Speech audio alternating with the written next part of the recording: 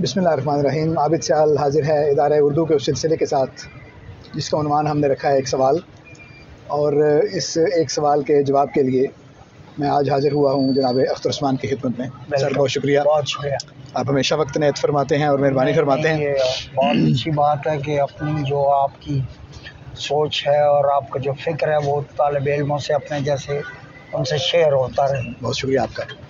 और इसका रिस्पांस बहुत अच्छा है, हमारे तालिब इल्म जो हैं उसको देखते भी हैं और वक्तन फ़क्तन अपने सवालात भी भेजते रहते हैं, जो मैं आपकी खिदमत में पेश करता हूँ। आज मेरे जहन में सर जो सवालात हैं वो लिटरेचर की बजाय लैंग्वेज पर, यानी लिसानियत, लिसानी हवाले से आज हम बात करेंगे। पहला सवाल जो मेरे जहन में आता है वो ये है कि जो उर्दू का फ़ोक है, फ़ोक लिटरेचर उर्दू का, वो क्या है? तनाजुर सर इस सवाल का ये है कि एक दफ़ा मैंने सेमिनार एक करवाया अपने इदारे के तहत, तो उसमें कुछ जो हमारे दोस्त हैं, मैंने उनसे ये कहा कि क्या जो उर्दू है वो पंजाबी का शहरी रूप हम उसको कह सकते हैं? तो उन्होंने कहा कि नहीं, ये मुख्तलिफ़ ज़ुबानें हैं इस बिना पर कि इनका फ़ोक अलग अलग है, यानी पंजाबी का फ़ोक और है और उर्दू का फ़ोक और है। तो उस तनाजुर में आपसे ये सवाल है कि उर्दू का फ़ोक जो है वो कौन सा है? देखें, सबसे पहले तो इस फ़ोक की तारीफ़ करनी चाहिए जनाब। मेरे ख़्याल में वो दानिश जो बाद में क्लासिक के ज़रिए अपना इजहार करती है, क्लासिक खा शायरी के हों या नस्र के, जनाब, उनके यहाँ जो लोग दानिश जो इजहार करती है वो पहले फ़ोक होती है, ठीक है, जिसको हम लोग दानिश कहते हैं, फ़ोक विज़डम। उर्दू में अब जितने काम हुआ है लोग दानिश के सिलसिले में, उसमें दास्तान गोई के हवाले से तो हमें मालूम होता है, ठीक है, लेकिन शायरी के हवाले से जो नाम दिए गए और ख़ुसूसन जो अमीर खुसरो का नाम आता है, असल में सवाल हालांकि हम सबको ये मालूम है कि फ़ोक का कोई शायर नहीं होता। जी हाँ, वो आपने कुछ कहा, कुछ अली अब्बास ने कह दिया, कुछ एजाज ने कह दिया, कुछ डॉक्टर फैसल शहजाद ने कह दिया, तो वो मिल मिला के बग़ैर किसी नाम के, बग़ैर किसी टाइटल दिए, वो दानिश जो है वो फ़ोक कहलाती है, चाहे वो शायरी में हो या नस्र में, जैसा कि मैंने पहले कहा। जी जी। अब अम्मा मेरे बाबा को भेजोरी के सावन आए, बित्तहक़ीक़ ये साबित हो चुका है, और ये तहक़ीक़ जो है वो रशीद हसन खां और मुअल्लिम अव्वल हाफिज़ महमूद शिरानी और उसके बाद उनसे भी बड़े आदमी काजी अब्दुल वदूद, इन सब ने ये कहा कि ये खुसरो की ज़बान ही नहीं, खुसरो की ज़बान का ये आलम ही नहीं। ठीक है, तो गोया ये बात एक हद तक, क्योंकि ये जय्यद लोग हैं, उर्दू इमला के अलावा शायद कम गलती की और रशीद हसन खान है। जी जी। तो ये बात मुस्तनद है कि ये उनका कलाम नहीं है, बल्कि यहाँ तक कहा गया कि सखी पिया को जो मैं न भेजूं तो कैसे काटूं अंधेरी रतियाँ, जी, ये भी कलाम अमीर खुसरो का कलाम नहीं है। ठीक है, हालांकि उसमें मौजूद है शबान हिजरन दराज चुन जुल्फ दाद मारा फरेब खुसरो, न नींद नैना न अंग चैना न आप आए न भेजे पति। लेकिन इस मिसरे में और आप उस लैंग्वेज पूरी को देख लीजिए, या हो सकता है दूसरा मिसरा मैंने किसी और तरफ पढ़ा, वो दो शेर आपस में मिक्स हो गए, अलग हो गए, दोनों के मिसरे अलग हो गए। चलिए कोई जाहिर है, वो जाहिर है। तो जितने भी कलाम हमारे सामने उर्दू में आते हैं, चाहे वो नोहे हों, उनका भी खालिक कोई नहीं। हालांकि दक्कनियात में बाकायदा शुआरा के नाम लिखे हुए कि ये जो एक तवील तरीन बहर में ये जो मिसरे हैं, अखी की लाश पर ज़ैनब पुकारी आके रो रो कर, लुटा सब घर नहीं चादर मेरे सर पर, बहन बलवे को आई बेसरो सामान है भाई। ठीक है, लेकिन ये तो जदीद दौर की जुबान लग रही है, 19वीं सदी की होगी, 18वीं सदी की। दक्कनियात में गिना है। ठीक है, 18वीं सदी में दक्कन भी तो जी था ना।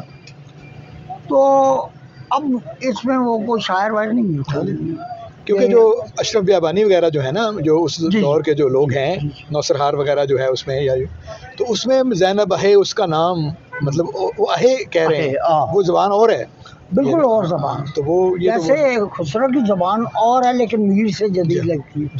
तो इसलिए ये कहते हैं कि ये किस तरह हो सकता है कि पहले ज़बान में इतनी साफ हो कि अहे की बजाय है, सू की बजाय से, कू की बजाय को हो, और बाद में फिर वो ज़बान जो उल्टा सफ़र करना शुरू कर। ये दलाइल है 12 लोग के। तो मैं ये समझता हूँ कि उर्दू की जो लोक नस्र और लोक शायरी है, बुनियादी तौर पर उसकी दानिश ज़मीनी है, जबकि उर्दू का जो क्लासिक है, मीर के अलावा या अनीस के अलावा उसकी दानिश ज़मीनी नहीं है, अर्जी नहीं है। उसकी मिसाल गालिब और इकबाल है। नहीं, मैं जो सवाल है ना सर, वो जो उसका तनाज़ुर वो ये है कि मसलन खड़ी बोली है एक, जी, उससे उर्दू बनी, बिल्कुल। एक नज़रिया ये है। एक नज़रिया ये है कि जो हरियाणवी है उससे उर्दू बन गई। एक नज़रिया ये है कि पाली से बन गई जी। एक नज़रिया ये है कि पंजाबी से बन गई जी। तो अगर ये मतलब और भी हैं, हिंदको के बारे में, सिंध के बारे में, दक्कन के बारे में, खैर उन्होंने नसीरुद्दीन हाशमी ने ये तो नहीं कहा, लेकिन चलें तो इन बोलियों से जाके बनी है। तो जो फोक है वो इन बोलियों का होगा या उर्दू का होगा? सवाल ये है। मेरा ख्याल है कि मसलन अगर अमीर खुसरो के इस बात को, ये जो कलाम है, इसको हम खड़ी बोली का क्यों ना कहें, या मेरे बाबा को भेजो री के सावन आयो, ये आयो जो है ये तो मकामी बोलियों के करीब जाता हुआ है ना। तो उर्दू का फोक इसको कहेंगे, मकामी बोलियों में बेशक लिखा हुआ हो। मैं नहीं समझता कि ये उर्दू का फोक है। हाँ, ये सवाल है कि बुनियादी वजह उर्दू का फोक फिर क्या है? बुनियादी वजह यह है कि ये जो इलाके हैं जिनकी तरफ पंजाब में उर्दू में हाफिज महमूद शीरानी ने इशारे किए सर, असल में वो एक बात का फ़ायदा उठाना चाहते हैं, लेकिन वो बात उनको फ़ायदा देती नहीं। वो फ़ायदा ये है कि उनके ज़माने से, उससे भी पहले से लेके आज तक दिल्ली पंजाब का हिस्सा है। जैसे वो पंजाब में उर्दू जब लिखते हैं तो उनके जहन में ना एक तस्वुर होता है कि ये पंजाबी से निकली हुई कोई ज़बान है या इस तरह का कोई। जब हम खड़ी बोली कहते हैं, नहीं, पंजाबी का उन्होंने नहीं कहा, ये जो है ना, यानी पंजाब की जुबान और पंजाबी जुबान ये मुख्तलिफ ये नहीं कह रहे। हाँ, इसी तरह जो मसूद हसन खान की जो किताब है उर्दू के हवाले से, वो उर्दू जुबान नहीं है, उर्दू की जुबान है, उर्दू की जुबान। इसका मतलब है कि उर्दू यानी लश्कर के मानो, लश्कर के मानो जी।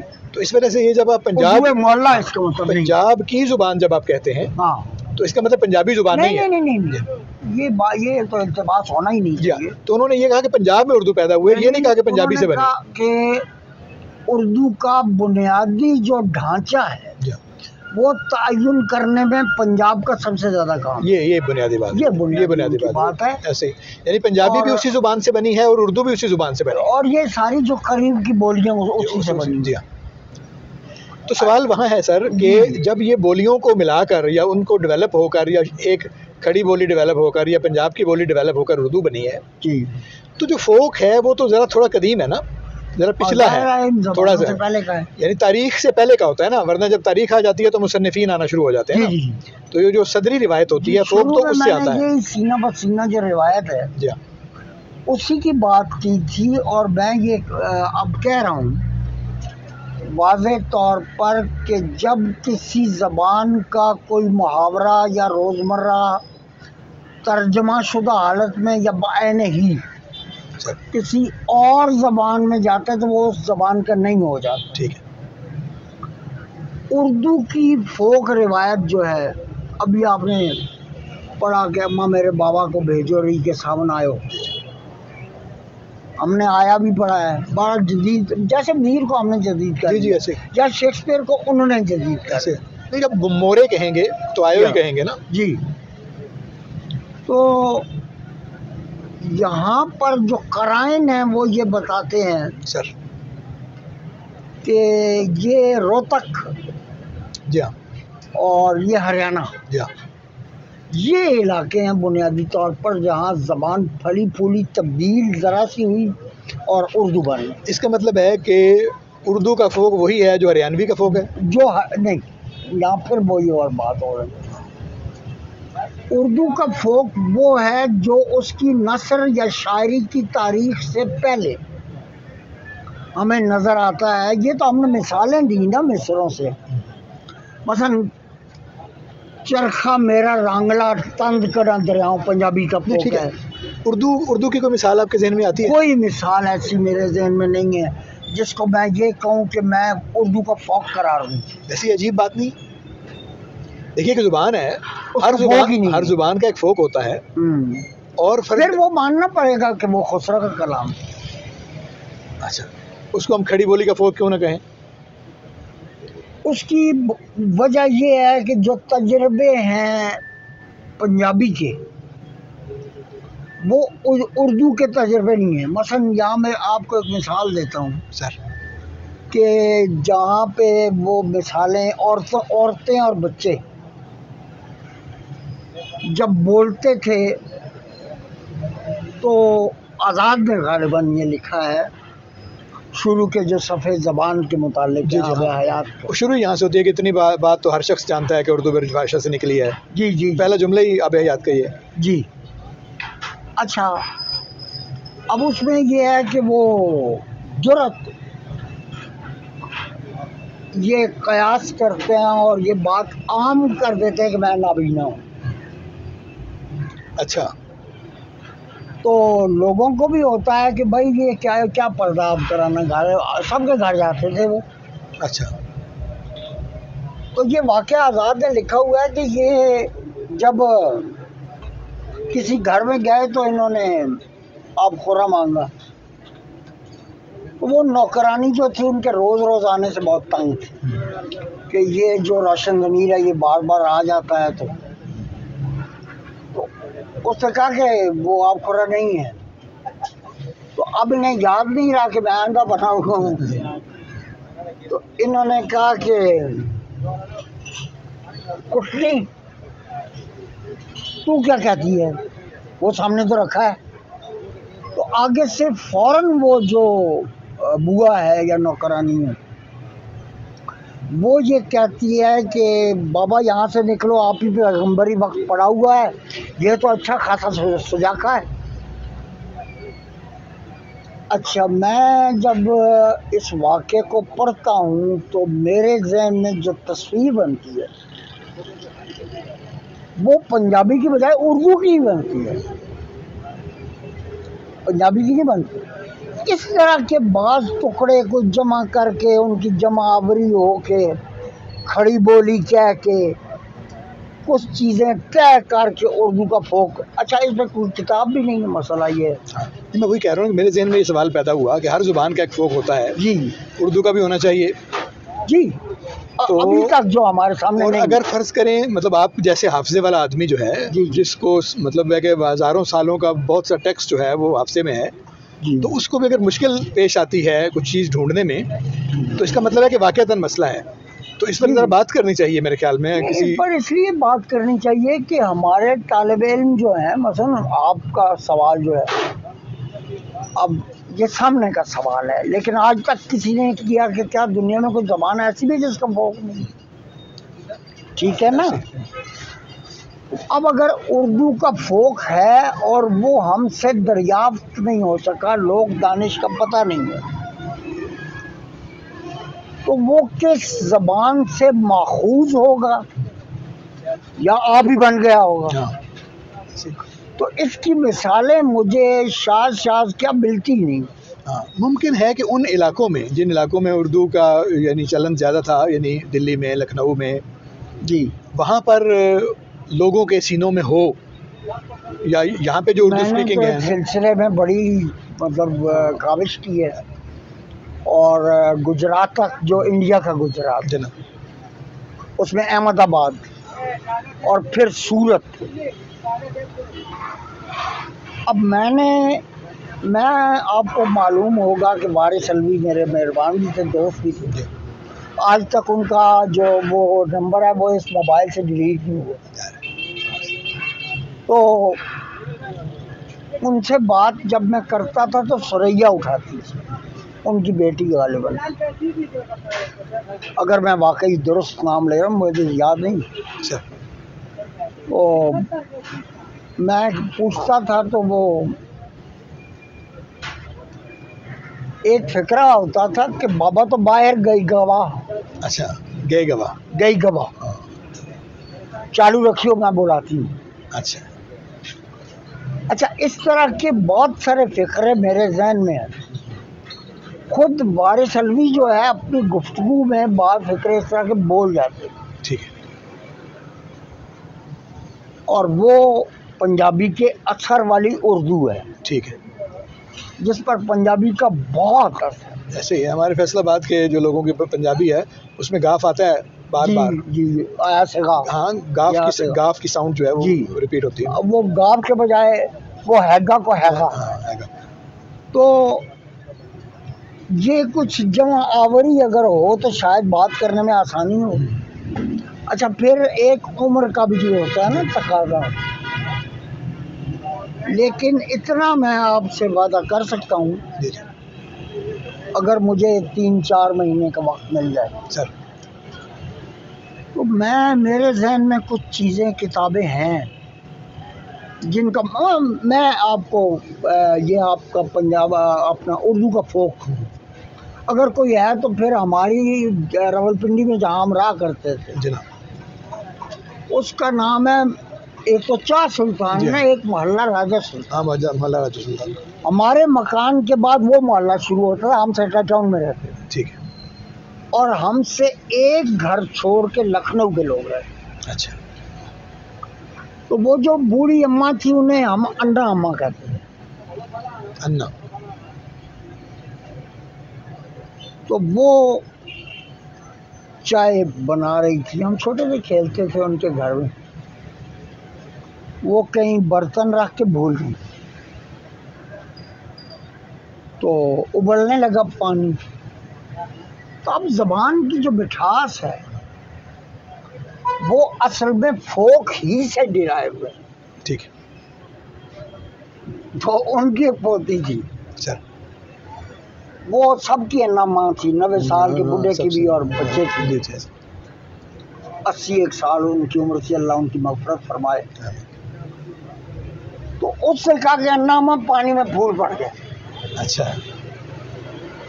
अब ये एक्सप्रेशन इतना शायराना है। तो बाद में मैंने पूछा, कोई मेरा ख्याल है को 7 साल बाद, मुहावरा आपने एक जुमला बोला था,